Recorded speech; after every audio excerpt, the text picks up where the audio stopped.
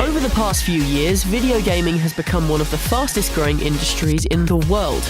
In this series, we will provide insight into every aspect of this world, from the people that create the games, the people that play them, and everyone in between that make up this short-lived, long-loved pastime.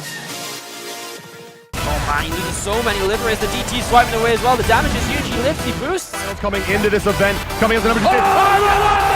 Everyone's down, ripping through. Titan down, ball 3. A double kill for Stealth. And Happy running headlong into the crosshairs. Flusher not going to land the shot though. This week, we'll be diving into the highly competitive world of esports and gaming entertainment. Here, players from all around the world congregate both online and off to compete, analyse and watch some of the most popular games. Jonathan Ward is a former student of the University of Leeds and has gone on to develop his own company, regularly streaming video games on the hugely popular site twitch.tv to a following of over 15,000 people. He also works as an analyst and commentator for various tournaments, primarily surrounding the game StarCraft 2.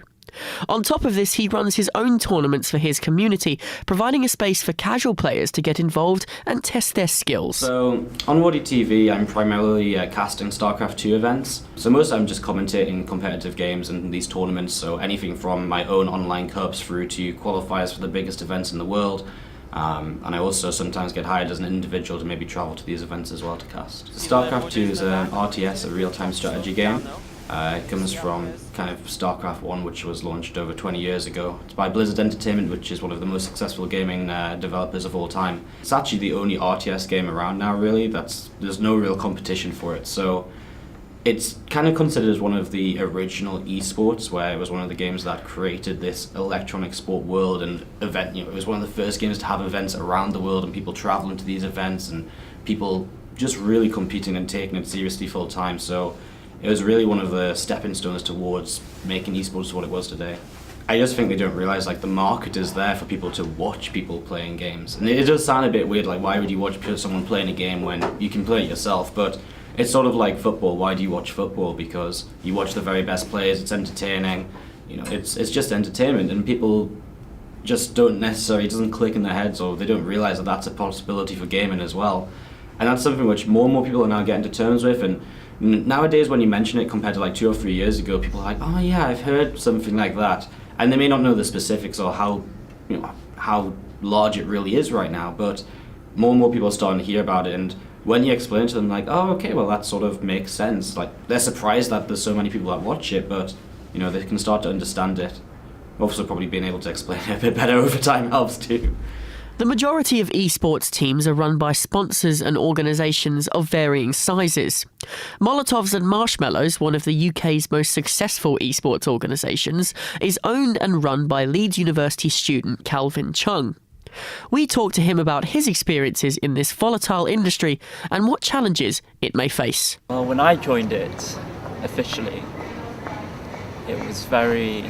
we got maybe 100,000 viewers in the grand final of a major in CSGO, and recently E-League, I think they hit 3 million across all their platforms, concurrent viewers, which is pretty amazing. I don't know, I think it's very difficult to say because a lot of people are starting to invest in esports, and that could be a good and bad thing. If planned poorly, it's going to make everything worse. If planned correctly, it's going to improve everything.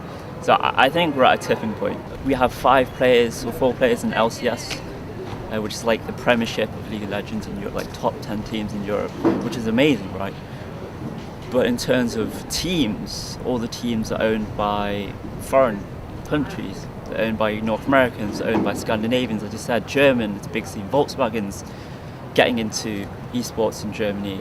And in the UK, we don't really have that, because to convince someone that something's big, you have 2 things. You either throw money at them or you throw credibility. And we've had the money, say, you look at BBC News and you think, oh, these guys are playing for 20 million at the Dota International this 2016. Everyone's talking about it negatively because it doesn't have the credibility to back it, so we have the money. but no one like HSBC is going to back it anytime soon, right? Man United were reported to buy an Overwatch team. What if they suddenly pay 3 times the amount of everyone else? Does that crowd everyone out? Is that too much investment where the infrastructure can't keep up with it? LCS players are paid so much that LCS teams can't even make money from it anymore.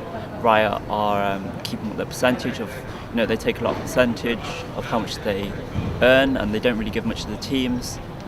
Wages are going up for League of Legends because everyone's saying, esports is going big, let's just get into it. So everyone just dives in. There's an influx of capital, and I think like all these examples are something that can lead to esports collapsing. Professor Paul Colton is an expert in speculative and game design at the University of Lancaster. We spoke to him about the changing attitudes towards the industry and how esports may affect public perceptions. In many respects, I think it's the same for as any other sport, in that you're admiring people who've reached a level of physical and hand-eye coordination that can do things that are beyond the realms that most people who can play all those games in the same way can reach. And so in some ways you can, by being able to play the games that they're playing but not at that level, you have a great appreciation for the level of mastery that they've created. I think games are suffering from the same discourse that's covered all forms of media as they've emerged. When video emerged, when film emerged, they were all seen as slightly less forms or acceptable forms of mainstream media. In some respects, I think we're already seeing a change, albeit a slow one.